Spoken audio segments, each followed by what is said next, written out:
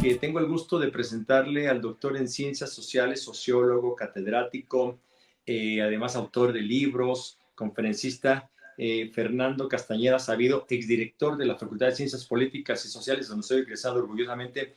Doctor Fernando Raimundo Cruz, le saluda, muy buenas tardes, qué gusto saludarlo. El gusto es mío, Raimundo, muchísimo gusto de estar con usted. Doctor, la pregunta obligada, podemos haber buscado un político de cualquier partido, podríamos haber buscado un economista, a un internacionalista, pero creo que lo que está viviendo el país conlleva o engloba todo, y pensamos que nadie mejor que usted, como sociólogo, como doctor en ciencias sociales, antropólogo inclusive, porque lo que está viviendo México es inédito. Nunca había pasado en la historia de este país el momento coyuntural que estamos viviendo. Hablo de este siglo, porque el siglo pasado, que tampoco era similar, porque el gobierno en el poder, el partido en el poder fue construyendo su sistema político y social. Sembró, aró la tierra, sembró la semilla, la cultivó. Aquí de golpe y porrazo se da una situación inédita. Le pregunto, ¿México ha sido engañado o es el México que nos merecemos en este momento? Bueno, es difícil decir que nos merecemos un cierto tipo de realidad, ¿no? En parte somos todos responsables y en parte también hay niveles de responsabilidad de muchos tipos en cualquier fenómeno y en cualquier época de la historia, ¿no? La verdad es que si queremos movernos en un nivel más abstracto, vivimos en una sociedad muy particular y somos un país, hay que reconocerlo, muy especial. Simplemente le digo una cosa.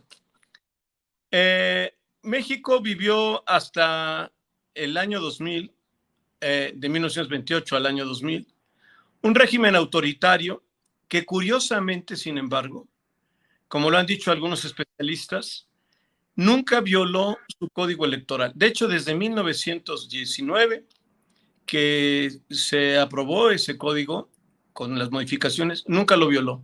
¿Qué quiere decir? Que siempre hizo elecciones. Y sin embargo era un régimen autoritario. Uno podría decir que no era autoritario.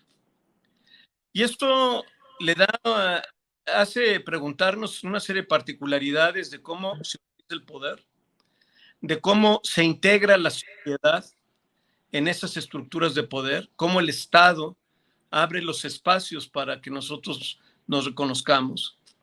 Y sin duda un elemento de muchísimos es que durante casi todo el siglo pasado, quizás hasta los años 90 o quizá de los 80, poco a poco, desde el 68 empezó a cambiar, pero fue una sociedad corporativa, organizada su participación en la vida pública a través de estructuras corporativas formales o informales.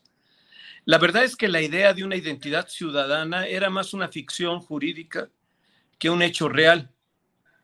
Y quizá en los primeros ejemplos, movimiento estudiantil, que era muy diferente a todos los movimientos ferrocarrileros, obreros, campesinos, etcétera, le dio un cariz diferente ya a la vida política del país. Y después vinieron una serie de cambios posteriores. La primera cosa que nos debemos preguntar es cómo es que esto era posible y cómo es que esto se pudiera perpetuar durante tanto tiempo. Bueno, por esta estructura vertical. La verdad es que el PRI es difícil compararlo con otros ejemplos fuera de, por ejemplo, el PECUS de la Unión Soviética o el Partido Comunista Chino. Era una estructura vertical que organizaba los grupos de poder desde lo regional hasta lo nacional en esa estructura jerárquica, corporativa. ¿Qué pasa cuando se cae y desaparece? Por muchas razones, si quieren lo platicamos, que a veces no se mencionan. Se mencionan algunas, pero no todas. Pues que se liberan toda una serie de estructuras de poder en todo el país. Toda democracia tiene élites locales. Las élites locales tienen poder. Hace muchos años, un sociólogo y politólogo intelectual, realmente muy reconocido en Estados Unidos, Daniel Bell, se preguntaba por qué el presidente de los Estados Unidos era muy poderoso hacia afuera y débil hacia adentro. Y decía por el federalismo americano. Pero él no decía el federalismo americano, no se refería a los ciudadanos americanos y a los ciudadanos de cada localidad, se refería a las élites locales. y la importancia que las élites locales juegan en las elecciones de los representantes de los estados ante el Congreso, sean senadores o sean lo que nosotros llamamos diputados, que ahí les llaman representantes. Ese es un tema en todas partes. El problema aquí es que nosotros tenemos esos grupos locales que adquirieron poder, son grupos que se mueven de una manera más confusa y difusa por el tipo de sistema en el que vivíamos con respecto a la ley. Se habla del crimen organizado y sin duda el crimen organizado ha crecido precisamente por esos vacíos y esos espacios. Pero no solamente el crimen organizado, hay muchas élites locales muy violentas que en el fondo buscan sus propios intereses, que no es necesariamente la venta de drogas o el tráfico de personas, pero que especulan con muchas cosas. Y esas formas de especulación tienen mucho que ver con lo que hacen, con la región a la que pertenecen y con el poder que tienen. Entonces, lo primero que tenemos que darnos cuenta es que vivimos en una sociedad muy fragmentada y vivimos en una sociedad que de repente pues empieza a vivir el desencanto de todo un modelo político-económico, el llamado neoliberalismo, que también es un término muy confuso, pero que sí define una serie de características. Hubo un proceso de democratización en el mundo y en México también. Hubo un proceso de liberación económica que también ocurrió en México. Hubo una reducción y redefinición de lo que se conocía como política pública. Usando, en lugar de ser intervenciones en el mercado, se volvieron lógicas costo-beneficio que generaban incentivos para estimular a que la gente hiciera una cosa o hiciera otra cosa, etcétera. Y eso fue lo que fue ocurriendo y que nos llevó a la transición democrática. Ese modelo entró en crisis en el mundo. Y al entrar en crisis, esto generó pues una serie de vacíos en cuanto al espacio, digamos, a la esfera pública en casi todas partes del mundo. Muchos de los partidos, de las ideologías, de los discursos públicos se debilitaron y se fueron perdiendo. Y producto de la televisión, del internet, de muchas cosas, la política se fue personalizando cada vez más. Y era más el problema de las personas. También se fue debilitando el espacio público. La distinción pública-privada se fue perdiendo. En México nunca estuvo muy clara esa distinción. Pero sea como sea, los caudillajes locales o nacionales empezaron a tener fuerza. Y empezaron a surgir otras formas de vida política que en México no éramos totalmente ajenos a ella, pero estábamos saliendo de ella cuando de repente nos regresan, ¿no? Y empiezan a surgir discursos públicos y discursos muy viejos, algunos, de redención del pueblo, por ejemplo. Digamos, el concepto de pueblo es un concepto siempre muy tramposo. En América Latina, no solamente en México, se usó desde el siglo XIX, por razones que tenían que ver con la colonización, con la época poscolonial, con la situación de los trabajadores, las formas de mestizaje, muchas cosas que fueron generando pues movimientos sociales y formas de participación. Particularmente México fue un país con mucha movilización de masas. Y en esas movilizaciones de masas, efectivamente, no había un proletariado, no había una clase obrera en el sentido estricto, pero sí había toda una población en movimiento y por lo tanto toda esa identidad popular fue una forma de construcción de la nacionalidad y de la nación, ¿no? Entonces sí está ligado a la idea de un pueblo, cierta idea de nacionalismo y que se fortaleció mucho, sobre todo en el siglo XX. ¿No? Los mexicanos somos y los mexicanos hacemos y pues no somos muy ricos, pero somos muy habilidosos, somos ingeniosos y astutos, aunque somos pobres. O sea, no sé, había discursos desde los más elementales hasta los más complejos que siempre jugaron con una especie de identidad nacional y con respecto a un nacionalismo que siempre se encarnaba en la figura de un caudillo. Se institucionalizó los caudillos, esto que estamos diciendo, cada sexenio cambiaba el caudillo, pero siempre el intérprete del destino nacional era el caudillo. Y la Revolución Mexicana jugó un papel muy importante en construcción de ese imaginario, porque la Revolución Mexicana fue, junto con la rusa, las dos primeras revoluciones en el mundo, pero generó un movimiento muy diferente en México, menos ideológico, pero sí donde los intelectuales y la idea de que la nación podía construir su propia historia se volvió fundamental. Y muchos intelectuales mexicanos participaron de la revolución y después participaron del gobierno y ayudaron a construir la idea, en parte con su propia obra, la idea de que México era un país con su propia historia. Quizá la parte más importante, ¿no? Decía Octavio Paz que el primer poeta mexicano era López Velarde. No porque pensara que Sor Juana no era una gran poetisa, pero él mismo dice, Sor Juana pudo haber nacido en cualquier lugar del Imperio Español, pero López Velarde es el primero que habla desde la nación. Es el primero que construye. Dice Paz, todos le debemos a López Velarde. Y él mismo dice, la revolución y la Ciudad de México cuando migra es fundamental para entender a López Velarde. Bueno, lo que está diciendo Paz es algo que ocurrió con toda esa generación de intelectuales. En realidad eran intérpretes de la nación, del espíritu nacional. El mismo Octavio Paz, a pesar de criticar a estos intelectuales que giraron en torno al poder, era también un intérprete del alma de la nación. Era una especie de traductor de lo que se decía afuera y de lo que se decía adentro, en un juego muy particular. Entonces, todo eso generó un espacio muy particular de identidades, de nacionalismos, de sensación de que nosotros éramos dueños de nuestra historia y que por lo tanto el pueblo tenía un destino histórico.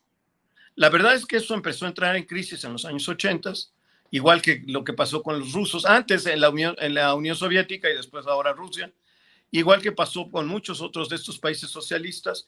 Los años 60 fueron una época de crisis y que los llevó a casi todos a derrumbarse en los años 80. Nosotros también entramos en los años 80 en un proceso muy parecido de crisis de la idea de la Revolución Mexicana, se empezó a abandonar el concepto de Revolución Mexicana, etcétera, etcétera. Pero el mito de que somos un pueblo unificado, cuando en realidad somos una sociedad muy heterogénea, cuando somos una sociedad muy estratificada, cuando en realidad somos una sociedad muy racista, en realidad parecía oculto, ¿no? El pueblo era una especie de unidad que muchos alegaban. Era un recurso político, porque si de verdad estuvieran ligados, cercanos a eso que llaman pueblo, se darían cuenta de las enormes complejidades en las relaciones de poder, en los abusos de las autoridades, en las estratificaciones, en las formas de condensación del poder y de la dominación local, regional, nacional. Perdón, sí. Doctor Fernando, esto me lleva a preguntarle, ¿López Obrador nos descubrió la realidad, por eso las cosas ahora están como están? No, pues no, al contrario, lo ocultó. A ver, mire, le voy a decir una cosa que es muy importante a propósito de lo que me está preguntando, de lo que estaba yo diciendo. López Obrador, yo creo que nada de la crítica de López Obrador es original de él, pero dijo, la mayoría de las cosas que ha dicho en contra de los políticos, la clase política, en contra de la corrupción, etcétera, es cierta. Yo creo que López Obrador ha dicho, no nos descubrió nada porque todos lo sabíamos, pero él logró capitalizar todo eso y hablar de un México donde sus élites son corruptas, donde hay arreglos entre las élites económicas y las políticas. Tenía razón en muchas cosas sobre la desigualdad, sobre la política social, sobre el fracaso de la política social, etcétera. Tenía razón. El problema es, y ese es otro fenómeno, ¿verdad? Es un fenómeno sociológico y también de psicología social, etcétera.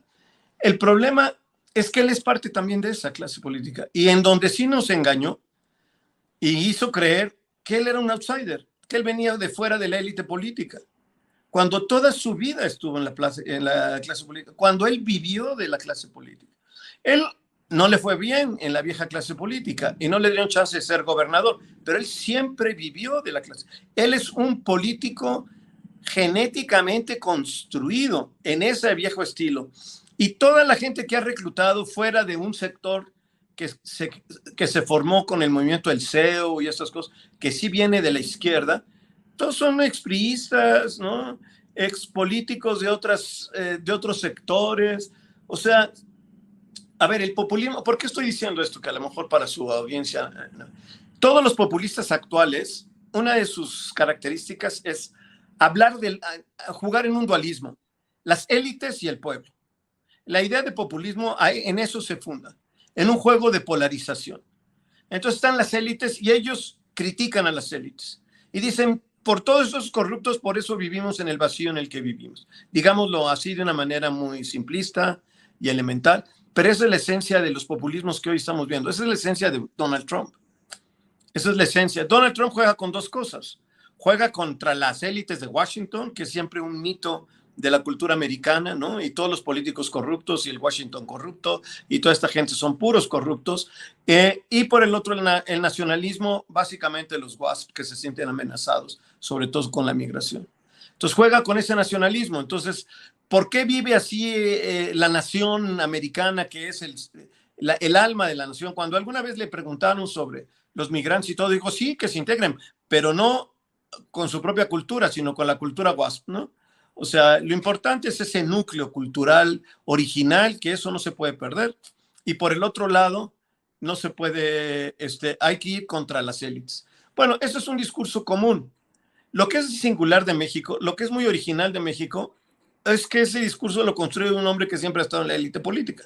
Y que todos los que lo siguen, salvo un pequeño grupo, hay que reconocer que Claudio Sheinbaum es de esa parte de la izquierda que se sumó después a Cárdenas y todas estas cosas, pero fuera de ese grupo, todos los demás son parte de esa misma élite política. Entonces decir que viene de fuera, que viene a defender al pueblo contra las élites es una cosa como esquizofrénica, ¿no? Ahora, tocó usted el punto fundamental. Ya nos contó la historia, que creo que nos ilustró mucho, muchas gracias, porque sí nos abrió el panorama de cómo están las cosas. Ya nos dijo un poco el antecedente de López Obrador, pero vámonos a la realidad, lo actual, y sobre todo lo que viene, porque todo lo que estamos hablando ya pasó. Le queda un mes a López Obrador, que a ver qué hace en este mes.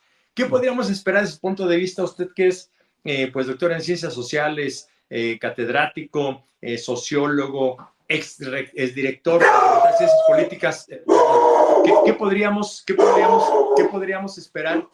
A ver, ¿qué podríamos esperar con Claudia Sheinbaum de aquí en adelante? Bueno, es muy difícil. A ver, yo creo que un error de todo esto es la personalización de la política. Claudia sí es una persona que yo creo que tiene un perfil diferente, aunque hoy no se distingue de López Obrador, pero yo creo que ese no es el problema. El problema es el país que va a enfrentar. El problema es que si se hace la reforma del Poder Judicial, más allá de que yo coincido con todo lo que se ha dicho, sería un desastre, pues el problema es que yo sí creo, a ver, ¿cuál es la consecuencia desde el punto de vista político? La parte jurídica es fundamental, pero simplemente hagamos un lado eso ahorita y solo pensemos en términos políticos. ¿Cuál es la consecuencia? Politiza todo el proceso, que es de una complejidad enorme, y esto que ya le describí de las estructuras de poder locales y regionales y todos estos juegos de intereses, se podrían meter y se volvería verdaderamente una rebatinga. Y yo creo que la primera damnificada sería la presidenta de México, porque verdaderamente no tendría capacidad de controlarlo. Es un mito que Morena es igual que el PRI. Morena se parece, pero no es una estructura piramidal, disciplinada, de los poderes locales, los poderes regionales, los poderes nacionales. No lo es. Y no tiene instrumentos para controlar todas esas fuerzas.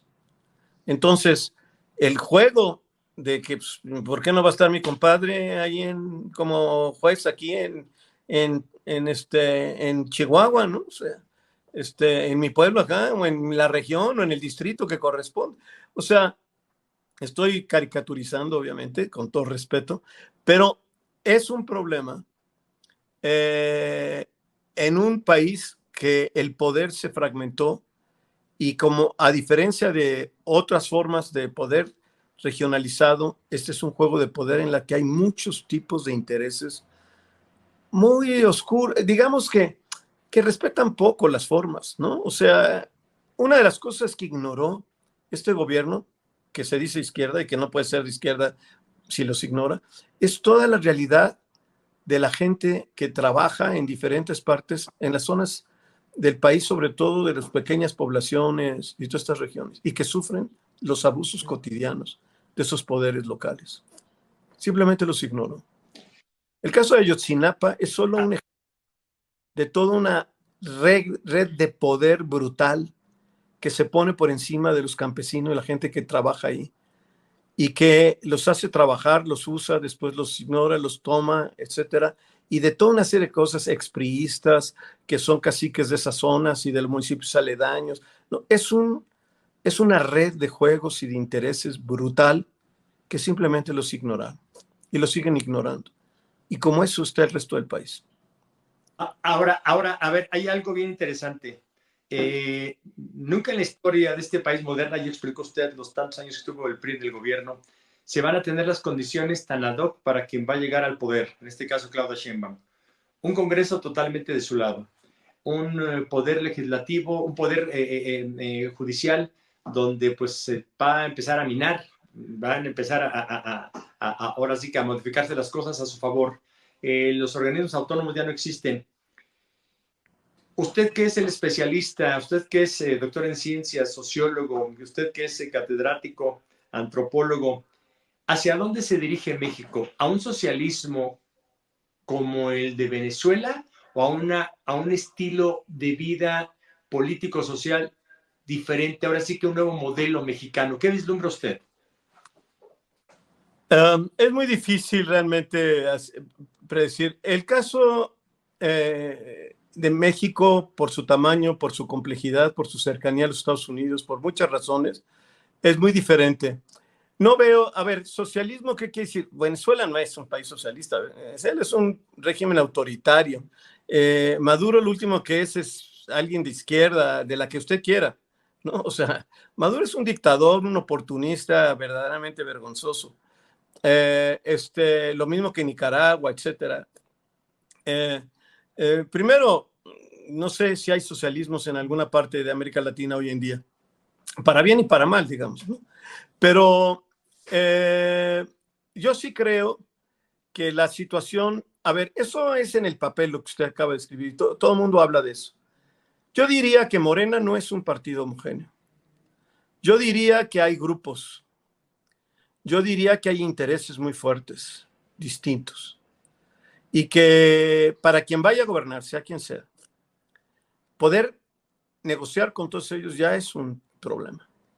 Es cierto, ahora no hay una oposición institucional fuerte, o no la va a haber. Hoy en la tarde, no sé, algún milagro, pero no creo que haya milagros, pues va a ser un poder, ¿no? Va a tener la mayoría Está calificada. muy lejos de diciembre todavía, doctor, está muy lejos el 12 de diciembre para los milagros.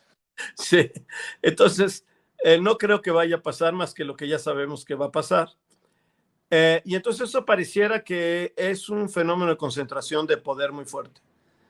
Pero, insisto, no nos confundamos. El PRI sí tenía estructura. Morenas no estoy seguro de que tenga estructura. Y por lo tanto no estoy seguro de que el ponerse de acuerdo con todas esas fuerzas para quien presida este país sea fácil. Va a ser muy complicado. Ahora, el presidencialismo en México es muy fuerte siempre. Es posible que se deshaga de algunos y que los someta a otros, etcétera, pero le va a tomar mucho tiempo.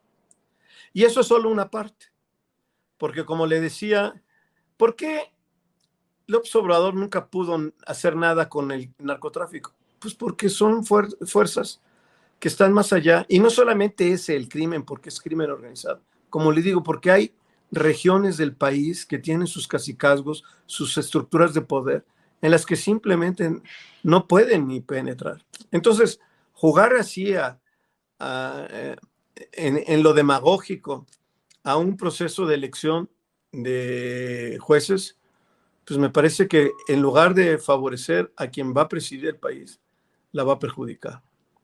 Entonces, no veo un horizonte bueno si se sigue con este camino que se está queriendo por la fuerza, sea lo que sea, y que es posible que se logre, no lo sé, digamos, no sé, todavía hay que ver cómo se va a comportar el nuevo grupo de Morena en el Congreso, pero lo más probable es que se aprueben la reforma. Lo que van a dejar es un reto enorme, monumental, sin estructuras políticas para poder operar. Y entonces, pues no sé qué va a pasar, es difícil, ¿eh? Es difícil predecir. Pero yo sí lo veo ahorita con bastante preocupación, lo que viene. Pues yo le quiero agradecer, doctor Fernando Castañeda, sabido además exdirector de mi facultad. ¿Qué mensaje le quiere dar al auditorio que lo escucha? Esta plataforma se ve pues, en todo México, en 42 ciudades de la Unión Americana, una parte pequeña de España, pero nos vemos en algunos países de Latinoamérica. ¿Con qué le gustaría que se quedaran desde su punto de vista? ¿Qué sabor de boca les quiere dejar? A ver, yo le diría que un error, a propósito de quiénes son y quiénes no son responsables, pues todos tenemos un cierto nivel de responsabilidad. Y yo le diría, ¿cuál es el problema? ¿Por qué estamos metidos en este hoyo? Yo creo que, y esto pues, quizá tiene que ver con, Paz hablaba, ¿no? De, por un lado, la cultura prehispánica y por el otro lado, la cultura española. Nosotros siempre estamos esperando un redentor. Siempre estamos esperando que venga el Tlatoani o el redentor, ¿no? ¿No? El que nos venga a redimir. Yo el mensaje que les diría es que defiendan sus intereses, no tienen por qué pedirle permiso a nadie, salgan y defiendan lo que consideran que son sus derechos. Y es el momento de hacerlo. Y lo que creen que deben hacer para que sus derechos sean respetados. No esperen que nadie les venga a salvar, porque no los han venido a salvar, ya llevan 6 años. Y que se pongan a pensar qué tanto los salvaron de los abusos de las autoridades locales, de los policías que los detienen y les quitan sus mercancías a algunos, o a los otros les cobran una mordida por un supuesto falta de tránsito, y a otros. ¿Quién los ha defendido? ¿Quién los defiende de relaciones autoritarias de las personas con las que trabajan, de violaciones a sus derechos laborales, de no respeto a sus derechos humanos? ¿Quién los defiende? No ha habido nadie. No hay nadie que los defienda. Tienen que salir a defenderse. Y yo creo que eso es lo más importante, que nos quitemos ese mito de que es necesario un Tlatoani, un redentor, para salir adelante. Yo creo que es la hora para salvar este país, de todos salir a defendernos, cada uno de los intereses y de nuestros derechos. Yo eso es lo que diría. Yo le quiero agradecer que os haya tomado la llamada. Qué gusto volver a platicar con usted ahora en esta plataforma. Espero que sea la primera de muchas, ojalá sean muchísimas, porque siempre lo que usted nos dice, ahora sí que, como diría el clásico, nos cae como anillo al dedo y justo en el momento, como dice, este es el momento y es el momento que lo tenemos que entrevistar. Gracias, el doctor Fernando Castañeda. Un gusto, buenas tardes. Buenas tardes.